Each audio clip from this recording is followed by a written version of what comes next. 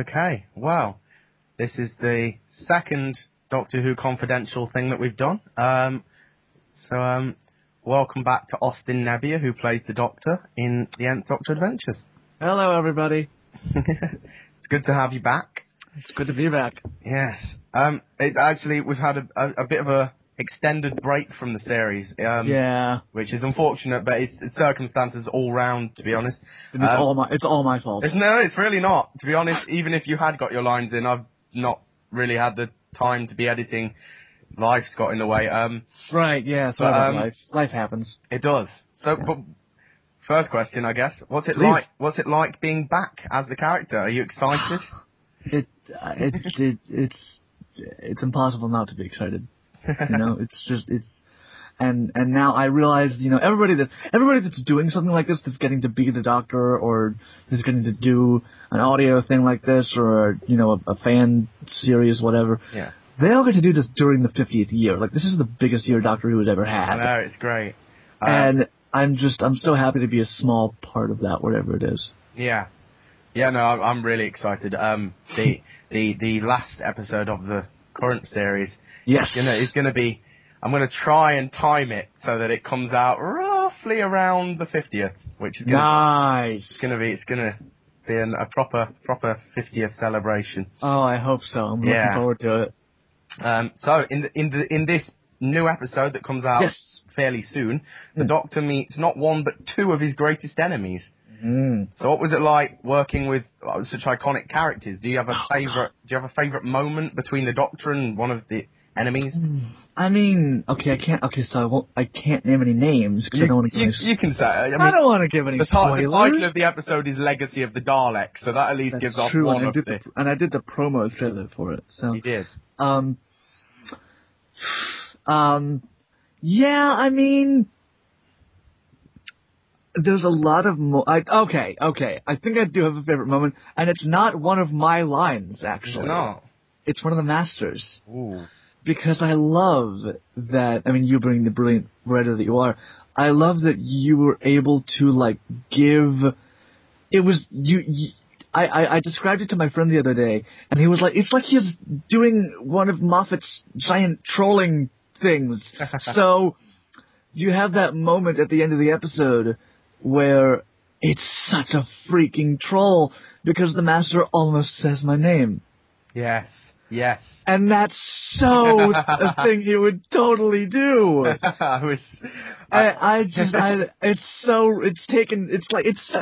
ripped right out of an episode. I love that so much. When I was writing that, the thought that went through my head was, this is going to annoy so many people. Yeah, it's like, you don't even have the decency to do what Moffat doesn't have the decency to do. And I mean, I guess I shouldn't mention, I was, not necessarily related to the enemies, but just related to the first question about being back doing this character. Yeah. Over the course of the break that we had, I did go to Comic-Con. Oh, right. Awesome. And I got to go to the panel. And so I saw Matt and Jenna and Steven and Mark Gatiss and David Bradley and just, these incredible people that make this show what it is. Yeah.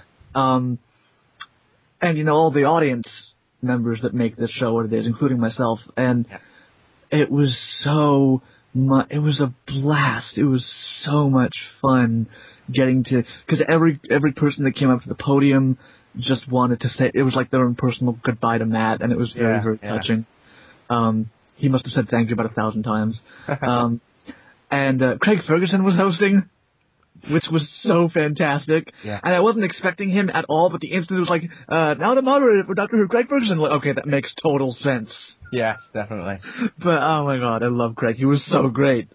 The whole experience, I would do it again in a heartbeat. Yeah, absolutely. I would absolutely love to go to Comic-Con. Absolutely. I mean, it's just it's impossible. I'll take you sometime. But my dad's free airfare. We'll see if I can get you on the list. But, it's such a thrill, and it's such a rush to be, not only doing this role, to continue doing this role, but to continue doing it, and working with such fantastic people playing such iconic characters, which I love every second of it. Yeah. Regarding the famous villains thing, going back to that, yes. Are there any Doctor Who villains that you would particularly like to see your Doctor face in the future that we haven't seen yet? Yeah, well, that you would like to see in an episode. Yeah, I remember that David Tennant always said his favorite villains were the Zygons, and I enjoy the Zygons, but if we're talking about a classic enemy, I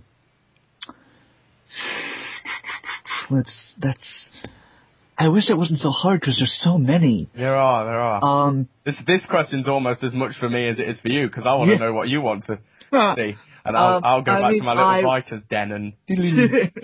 I mean, I think we have to have a Cyberman episode since we've had a Dalek episode. Yeah, I want to do a Cyberman episode. Just try and be as Neil Gaiman-y as possible. Yes. I also met Neil Gaiman last year, and amazing. He's one of the most brilliant, funniest, nicest people I've ever met. Yeah. And actually, before his episode, I don't actually remember what that one was called. It's something about steel. God, I can't. Nightmare in Steel. Nightmare in Silver. Yeah. Nightmare in Silver. Nightmare in Silver. That was it. But because he actually just came to Pittsburgh where I'm going to college, and he gave a lecture, and he had a signed copy of his book, and it was great. But but we knew he wrote the episode, but it hadn't aired yet because this was back in like November. And the first person, and he went up to the podium and was like, okay, now I know that somebody is going to ask a question about Doctor Who. And just let it happen. So, and he gave us a little bit of a spoiler for like the beginning of the episode. Yeah. And he swore all 300 of us to not tell anybody. And we didn't, which is great. So, yeah. I would love to see a Cyberman episode. I would love to see,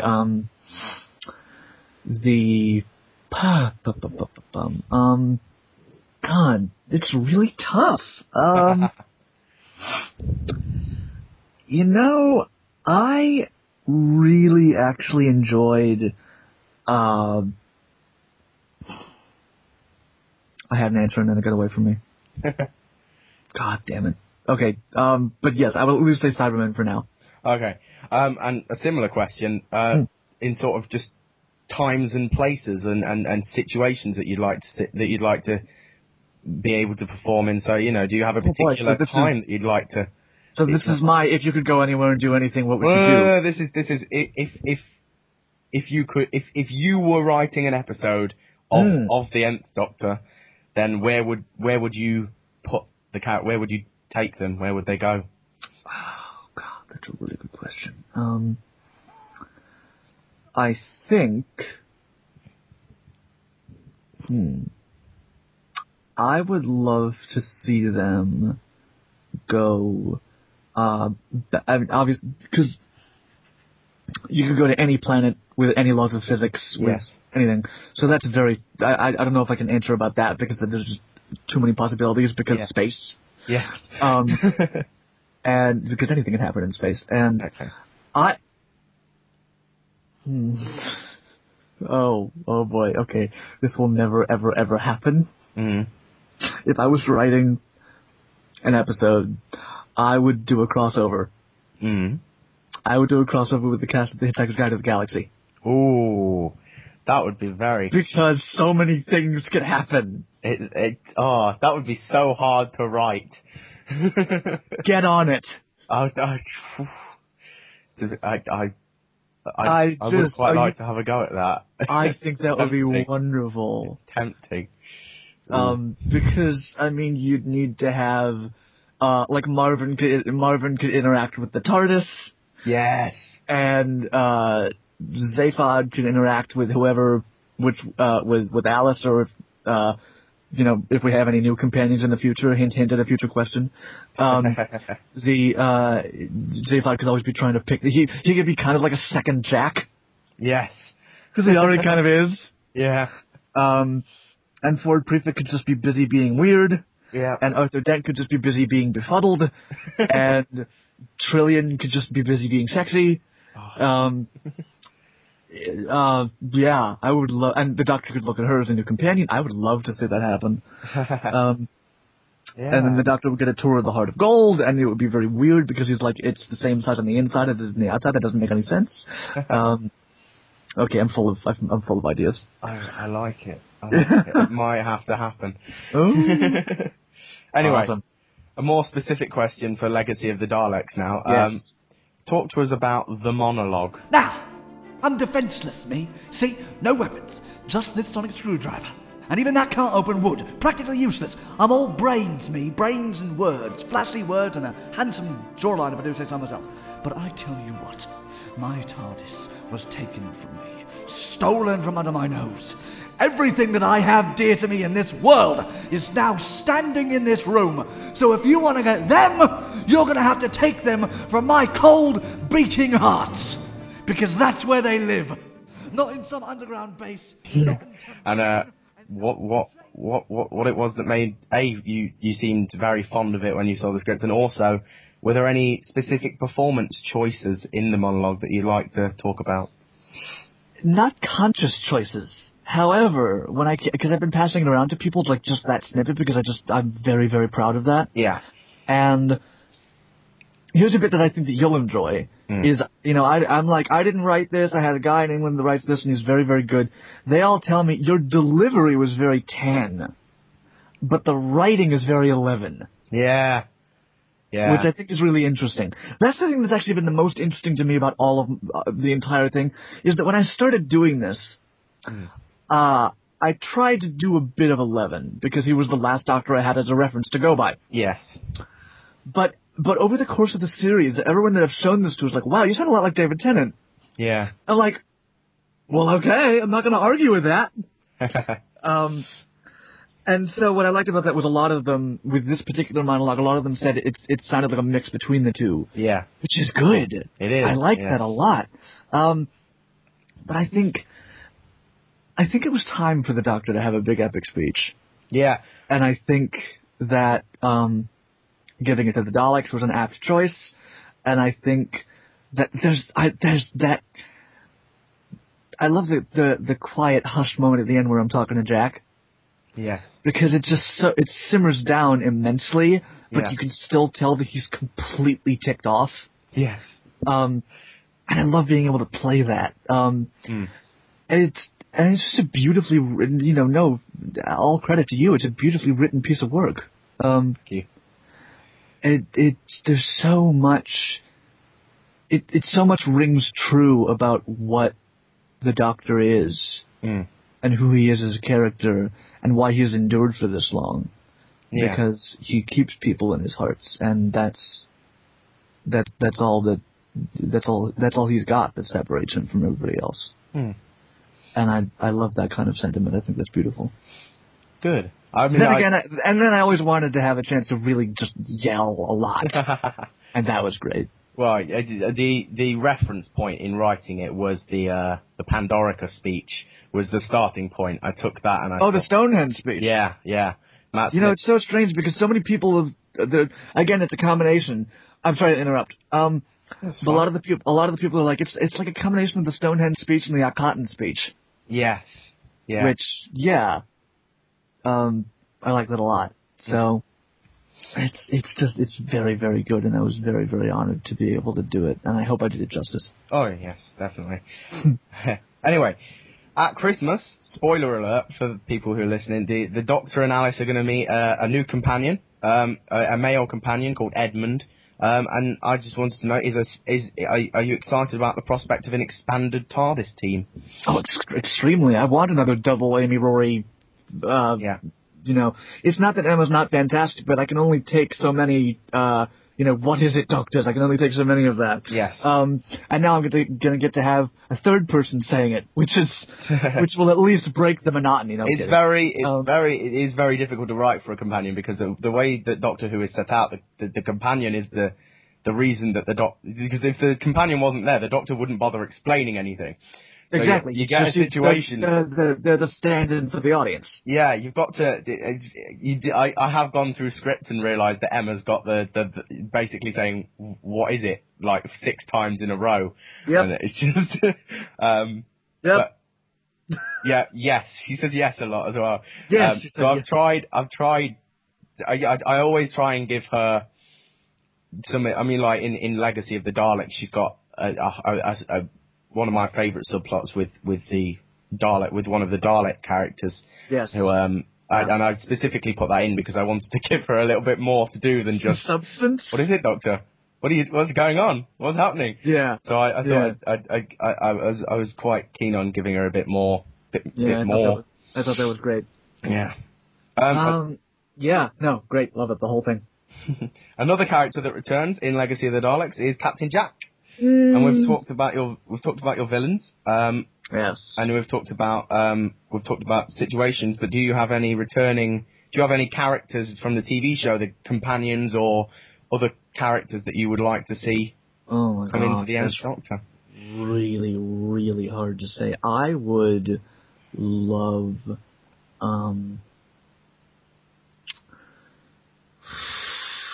oh gosh. The first thing that came to my head was Nikki and Martha. Oh. But because I love Nikki and Martha. And I'd love to see how they interact with this new sing-songy Doctor. Yes. Maybe they join in. But you do a musical episode. I was gonna yes, please. God, please. The preparation that would have to go into that, though. I can't believe Doctor Who's been on for 50 years and hasn't actually had a musical episode yet. It will happen eventually. I really hope so. And if they don't do it, we should beat them to it first. Maybe in series 2. I'd have to start writing it now in order to get all the music written in time. Let's make it happen. Yes. Okay. I'm looking forward to that. Excellent.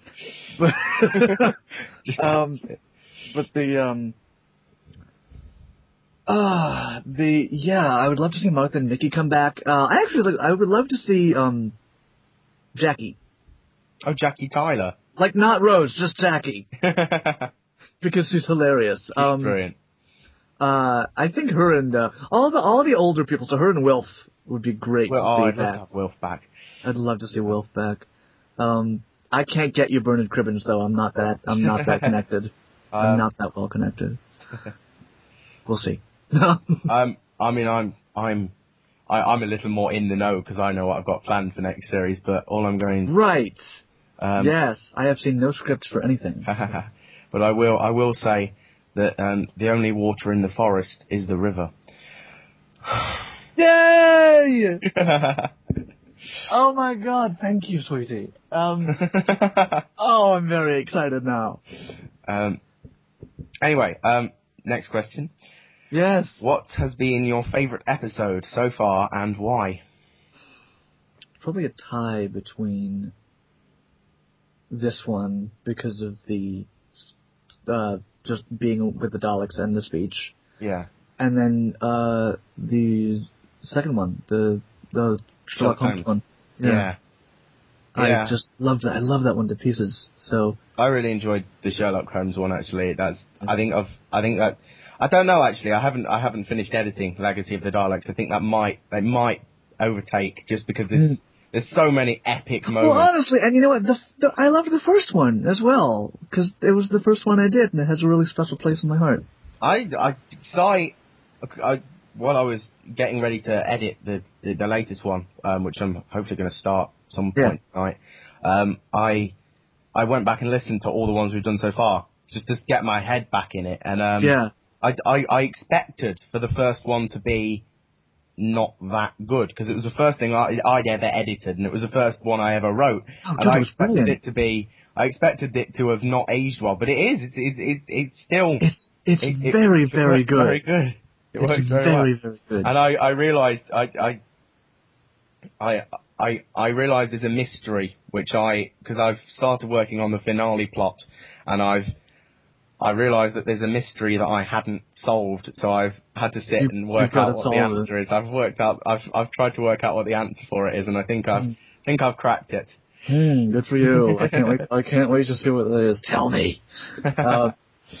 No. But actually, I remember the moment in the first episode that I listened to it, and I went, "Holy crap, this is real!" Like it was me and Alice's first scene. Actually. Oh, I love that scene. It's such a good scene. You've got the ding-a-ling-a-ling and the doorbell, and you get the brum-bum-bum-bum and the music in the background, and then it's so reminiscent of an actual episode because I can see it happening in my head. I can always see exactly what it's like. Weirdly, and actually it's not that weird, but it's kind of, in the Sherlock Holmes episode, 221B Baker Street, for me, looks exactly like it does in Sherlock. It doesn't look Victorian. It doesn't look Victorian at all. It looks modern, which is really terrible considering it's meant to be set in the original Victorian style. But in my head, I just have it as 221B from Sherlock. Because that's what I watch mostly. Season 3 coming up, yes! I'm so happy. Yeah, I presume you've seen the trailer. Actually, I haven't, but I should. It's good. It's very short. It doesn't really show any footage. It's just a teaser, but well, it's Sherlock. Come on. Yes. I'm so excited. Okay, so 9. The next question, number 9, is probably the hardest question, I think, which is, what do you enjoy most about working on the series? Because it's so vague, so you can say. Oh, I think it's actually the easiest. Oh. It's the people. Oh.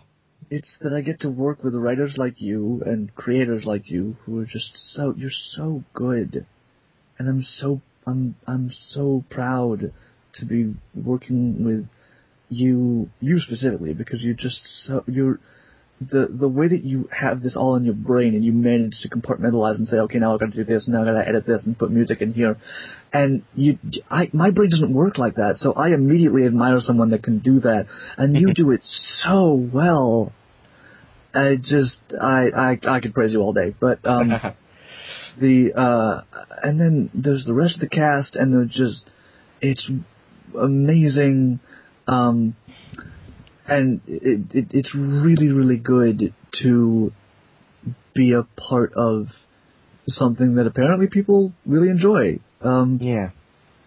And then there's, I'm not really sure if we can say that we have a fan base. No, I don't. But for anybody listening out there, I want to thank you because I do this for you guys, and it means a lot that you guys listen and tune in and enjoy what we do. So it's just the people I get to work with, really. Yeah. Okay, number 10 is it's not a surprise because you've read the questions, but it's a bit of a surprise question for the audience, which is Series 2 is I'm currently plotting it out, even though I haven't actually finished the scripts for Series 1 yet, but I have an idea of where I want to go next series. And the big question is, will you be returning? I think the question I have to volley back at you is, will you let me return? Will you write me returning? Well, regenerations throughout Doctor Who history have only ever occurred because... At the end of the season, true. Well, yes, but also they've only ever occurred because the actor doesn't want to do it anymore. So the question is, do you want to return? Absolutely. No question. Well, there you go. You heard it here first, guys. There will be no regeneration at Christmas. Sorry. And sorry to any other potential doctors out there that wanted the role. I'm keeping it for now. Oh, I reckon you've got at least a couple of series left in you. No, I hope so. Okay, so the supporting cast of the Nth Doctor, we get a lot of actors that recur and play more than one role. Especially myself, I tend to just basically fill in whatever role that can't find someone to play. And you're very good. But there's me, there's Emma, there's yourself. We've got Jason R. Wallace, who's taken over the role of the Master from Andrea Somville, because unfortunately his mic broke and we were in a rush, so I recast it. And Jason's fantastic in the part. Jason's so brilliant. And Jason Oakley, who played the Rasmussens, and he also played Reese in the very first episode. And then we've got Harry Hayfield, who played Watson, and then what's his name? Oh, he's gone. He was in the... Remember your own character. I know, it was not my character, he wrote those scripts, so... Oh, that's right, he did. And then there was Samantha Patchett, who played the Nathan commander, that was her only appearance, but she was fantastic in that part. She was, yeah. So what's been, the question I want to ask you, and don't worry, you're not going to offend anyone, is what's been your favourite performance from another cast member throughout the series? What performance have you particularly enjoyed? I want to give, I should probably give props to Emma, because she's obviously had the most dialogue aside from me, and most, as we were talking about before, mostly it's a lot of what is it, but she does very, very well with what she's given. Yeah. And I also want to give a shout out to Jason Wallace. Yeah. Because I knew him before he was the Master. Oh. Right. And it was really interesting, getting to hear him, do his stuff. Yeah. I mean, I love what Emma does with what she does. I love what Jason does with what he does. We just have so many good people in this cast. Yeah. So many. What I'm consistently surprised by is the fact that, I mean, I know you said you know Jason, and I vaguely remember you telling me at one point that you went through your lines together at one point. Yeah, we did. But what I'm, especially with you and Emma, is that you record your lines separately. You never get to work with each other, as far as I know. No, we haven't. But then when you put them together, it sounds like you're in the same room. You just bounce off each other so well without even talking. And it's what I love about doing stuff like this. I mean, everybody, like me, I'm a huge fan of Phineas and Ferb, and everybody on that show records separately. Yeah. And it's so great because you could hear it all together, and they all sound like they were in the same room. Yeah. I would kind of like to do that sometime. Have like a group Skype session and just do a whole recording. It would be. Thing. It would be. I think that'd be really cool. It would be cool. But yeah, if I had gun to my head, if I had to pick a favorite, I'd say Emma. But everyone's fantastic. Okay. Final question. What are you looking forward to most about the rest of the series?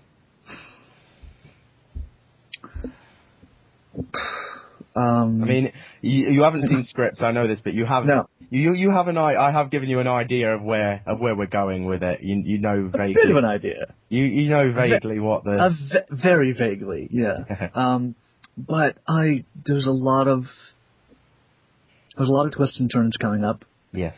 And I really, really look forward to every one of those. And I think I just look forward to seeing, where that tiny blue box takes me next. Like, there's so many, and where your amazingly large brain takes me next. There's so many places I can go, so many things I can do. Yeah. One condition, they all have to be amazing. And they always are. So, and thank you for getting me this, because it's been the role of a lifetime for me so far, and I really enjoy it. You've been fantastic. You do fantastically in the role, and actually, I just want to talk a little about the original audition process. Which yes, please, very interesting. Flaunt me all you want. I put posts on obviously Voice Acting Alliance, and I put posts on Gallifrey Base and the Digital Spy Doctor Who forum, and I got actually I think there was about 12 Doctor auditions from various people, and I think I had about 6 Alice auditions rather, and I narrowed the Doctors down to 6, and then I paired them off with the Alices that I thought that their versions of the Doctor went best with, and so I paired you kind of like a Doctor Who salad. Yeah. Like a Doctor Who salad. I had an audition from a guy who was fantastic. He read it fantastically, and I paired him with an Alice who he suited, and I just played. It was that scene, and I'm sure you remember the audition scene was the scene first meeting of Doctor and Alice in the shop. Yeah. Yeah, and I just paired them off, and leaps. You and Emma's version of it was just leaps and bounds beyond the others, and It was almost there was slight question over who I would cast before I edited them together, but the second it was all edited together, it was like them. It has to be them. Oh, thank you. Anyway, that's it. That's all my questions out the way. But we have a little twist in that you get to ask me some questions now. Yeah. So I guess, and this might be a long answer, but I've got the time. Where did this come from? Why did you feel you wanted to do this? Originally, actually, it was a long time ago. I wrote a bit of fan fiction not as a script, as a bit of prose of just a Doctor Who story, and I called it The Nth Doctor because I wanted it to be a far-off future Doctor, and it was I met a girl called Alice in the Victorian times. She was a Victorian girl, and it was. Clara? Looking back, well, no, this was years ago. I was about. I know. But you predicted the impossible before it happened. Looking back at it's not good. It's not well written. It's really not very good. But that was where it really started. And then about, I would say, sort of last June probably, my girlfriend of the time went on a 3-week holiday to Spain, and I just sat and I was bored, and I thought, you know what, I'm gonna write something, and I decided I wanted to do this, and I just started working on it, and I think the real sort of moment where I decided it's not just going to be a fancy project, it's going to be something I'm actually going to do, was when I came across Voice Actors Alliance, and I thought there are people out there who do this kind of thing and who will be interested in this. So I at that point I was like, you know what, I really want to make something of this, and I just put the first script together and put it out there, and I just hoped that people would be interested, and obviously they were. Tell me about it. And now we're 5 episodes in, and I'm still just as excited by the whole process as the first day of editing. I had the script written and all the lines there, and I did not know how to edit an audio drama. I'd never done anything like that. Yeah. I just had these lines, and I just cut and paste it together and put some music that I thought worked, and I consistently surprised myself at how okay it turned out. It turned out extremely okay. Yeah, that's great. So yeah, that's sort of the genesis of it, and it just started as I've always been a Doctor Who. I'd never seen any of the classic series originally, although neither I think I did watch the TV movie in 1996, but I was only 3, so I can't really remember. But then it came back in 2005, and I remember my gran saying, "You should watch this, Jake, you'll like it." And I went, "Yeah, it sounds a bit stupid." Yeah. And then I sat down to watch it, and I've never missed an episode since. Aww. I just completely obsessed with it, and I've always wanted to do something Doctor Who related, whether that be I used to do little animations with my Cybermen action figures and all sorts of silly little things, and this really is the culmination of what is it now, 8 years of being a Doctor Who fan. Wow. And you've done beautifully with this so far. Thank you. And that's my answer, really. That's what I've got. I mean, I guess, and this is just me being, conceited a little bit. Because I have to ask a question about me specifically. It's fine. But I was I'm always curious about what choice I make that's different from other people. And so when you were first casting and you were first auditioning, like, what was it about me that, like, was it any specific choices I made? Was it just like some kind of, that I just had the right personality that you were looking for? Or I'm just kind of curious, like, what was it about me that made you... I have to resort to an answer which I'm going to steal from Stephen Moffat, which is that the reason... Are you kidding? That's even better. Which is the reason they cast Matt Smith, which is that he writes these scripts and he has an idea of what they're going to be like in his head, and then every single time Matt Smith and in this case you, says the line, you just do something completely unexpected, and something that I wrote that monologue for Legacy of the Daleks, and I had in my head, this is how it's going to sound, and then I got the sound file, and you just surprised me with every single line of it, and I think how did that sound in your head? I don't know. I don't know. It's difficult to.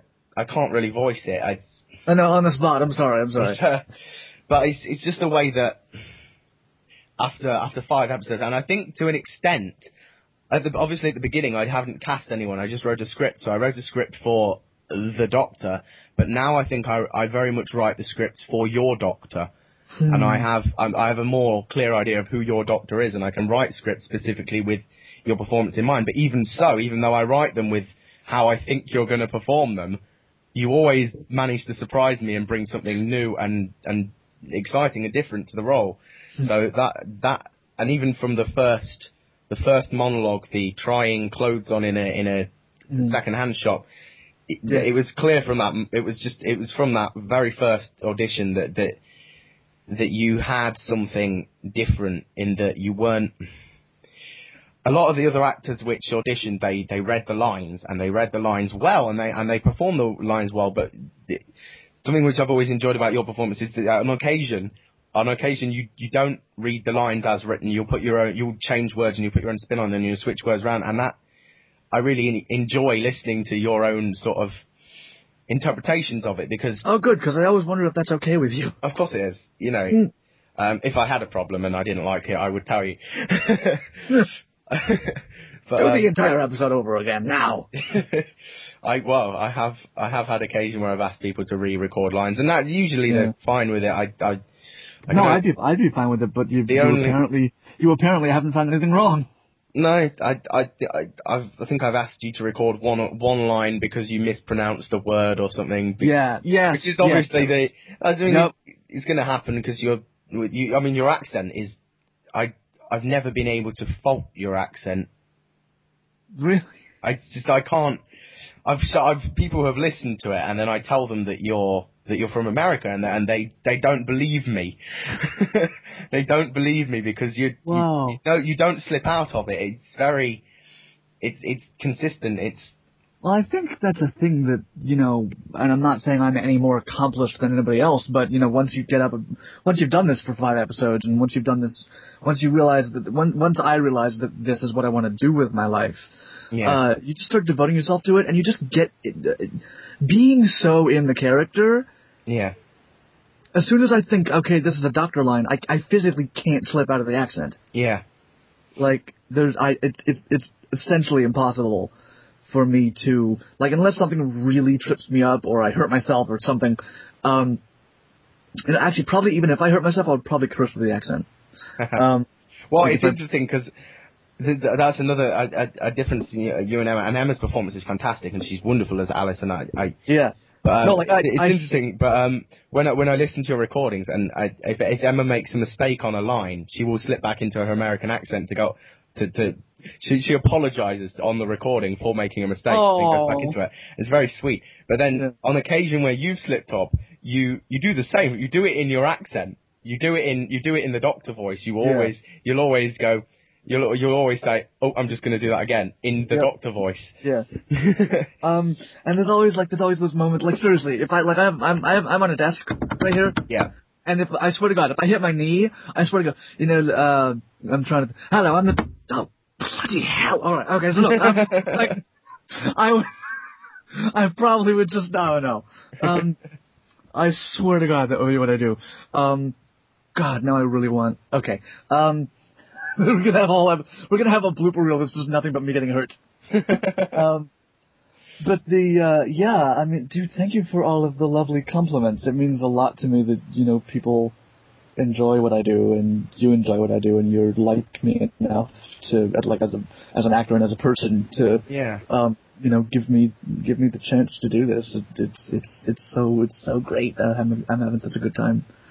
Well, that's the other thing. I mean, it's quite difficult, and because I've written other things, and I've done bits on stage and stuff, and I can never watch I can very rarely watch or listen to anything that I've written because I just spend the whole time going, oh, I wish I'd done that differently. I don't. But with this, I find it a lot easier to listen to because I'm so hooked by all of your performances, or you and Emma and Jason and everyone. Well, I think the thing that keeps me going with that is it's almost because I have to keep telling myself that you wrote them. Yeah. Like, this is not, okay, so this is Legacy of the Daleks. Oh, it's got this big epic speech here. Wait, what? Stephen Moffat didn't write this? Mark Gatiss didn't write this? Neil Gaiman didn't write this? Like, I have to keep continually telling myself this guy's my age. And he's just so good at what he does. So I read it as if Moffat had written the script. Yeah. Oh, that's so it's like you didn't write compliment. it. So you deserve it. Thank you. I'm trying to think if I have any more questions for you.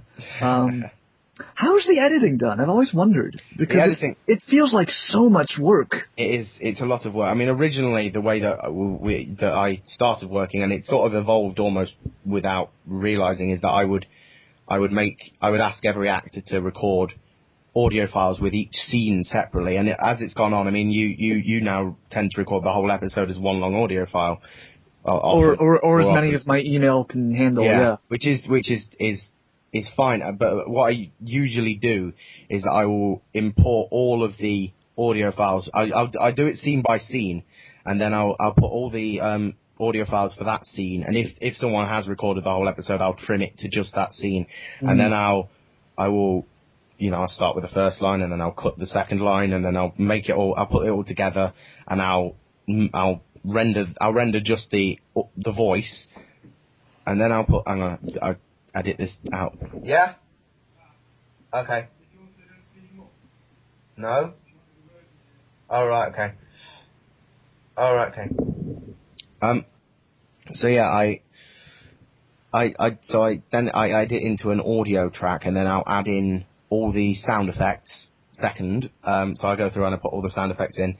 And do you have like a library of sound effects that you use? Or no, is there a web? I have YouTube. Yeah, you do. And then I'll go, and then I'll put that together. So I now have audio and sound effects on one track, and then I'll go and I'll find some music which fits, and I'll put that over the top. And something which I'm trying with Legacy of the Daleks that I haven't done before, but I'm really excited for, is that I'm starting to write music for the episode. Oh wow! I'm writing a score. How's that going? It's going well, actually. I'm not writing all of it. I'm still going to use I Am the Doctor and stuff like that, but because that's iconic. But I'm doing bits of underscore and stuff, and it's worked. The thing about using existing music is that if you want music which goes quiet at a dramatic point, you have to find music that does that. Whereas if I'm writing it myself, I can just write that in. I can just do that. Yeah. So that's something which I'm looking forward to attempting. I mean, it might fail, and then I'll go back to using pre-recorded music, but it might not fail. It might not fail, no. It'll be exciting if it works. Yeah. I mean, because I've never done any kind of like this kind of directing of a lot of people, or this, I've never had this much I've never had the kind of creative control that you have over this show. So, I mean, what's that? Is that hard to control that many people, or? Legacy of the Daleks has been a bit different because I'm voicing the Daleks because I just am, and I hope you have Nicholas Briggs' microphone. I do have a ring modulator. Nice. But other than that, there's a cast of 3 in this episode. It's a very small cast episode. It's the Doctor, it's Alice, it's the Master, and the Daleks. But I mean, the biggest cast we've had was the Journey to the Centre of the Earth episodes, and it was difficult. It really was. We had my younger brother played Fredrickson in the first episode. How's Dad doing? He's doing all right, but he wasn't interested in doing the second episode, so I had to cut a lot. I had to cut the small bit that Fredrickson had because I didn't want to recast, because there wasn't. I mean, with the Master, it was a lot easier because he had vocal effects on him up until that point.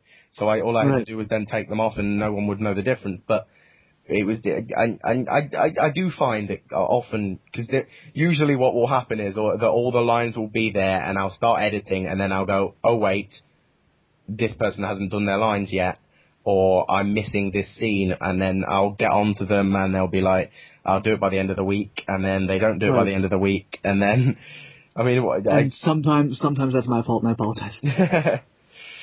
You know, I mean, I'm a born pessimist in some respects, in that, especially with this episode, because there has been so many delays, it got to the point where I was beginning to worry that nobody wanted to do it anymore. Oh.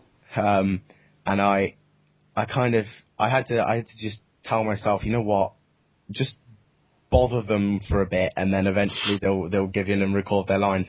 If I bother them enough, then they'll do it. And bother. Okay. In fairness to everyone, we've had a bit of a delay, and we've had a break, and I got on to people at the beginning of the week and said, I really need all your lines, and yes, I had to take a few days of a break myself, because that speech just wore me out. And I couldn't really do much afterward. I've now got, apart from the few lines which you're, I believe, currently still doing. Yes. I have now got the whole episode recorded. Great. I just need great. So you're just waiting on me. I am just waiting on you. It'll happen. It'll happen, people. You'll get it. Don't worry. Right. Have you any last questions? Because we are going to have to wrap this up soon, because I have to go and... I don't think I can think of any more questions at the moment. Okay, so we'll wrap it up here then. Thank you for joining us on this edition of Doctor Who CoNTHidential. See what I did there? And hopefully we'll have another chat at some point. And I'll try and get an interview with Emma and stuff, who plays Alice Evans in the series. See you again soon. Hope you enjoyed the episode.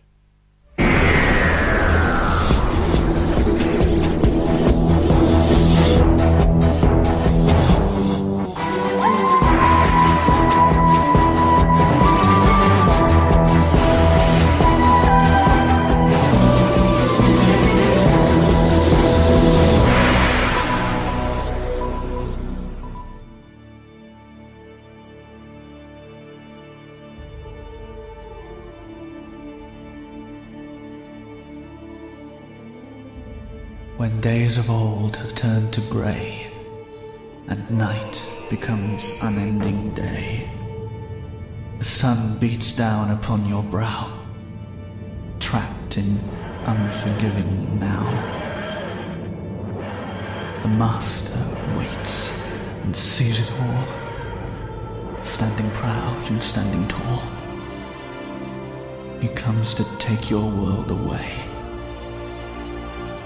Beware, the Master's out to play. Soon the wheels of time shall fall into place. The stories of the past will be unraveled piece by sweet piece, and the stem will finally break. I am not a Dalek. I am a human. They took me, and they hurt me, and they broke me, and they made me into them. But I was strong. I would not turn against my own soul. God saved me from becoming the devil himself. I am not a Dalek. My name is Andrew. You are an enemy of the Daleks. You will be exterminated. There's the TARDIS. Come on, run! Soon, Doctor, you will know the truth. And I'm sorry. I'm so very sorry. But this is where it ends. The Doctor will fall into my lap, and there he will die once and for all. His body, and his next body, and the body after that shall be mine, and I shall not die.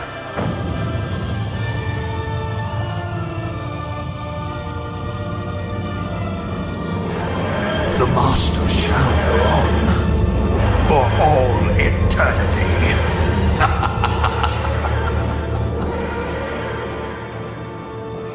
The Nth Doctor Adventures. Legacy of the Daleks. Coming soon.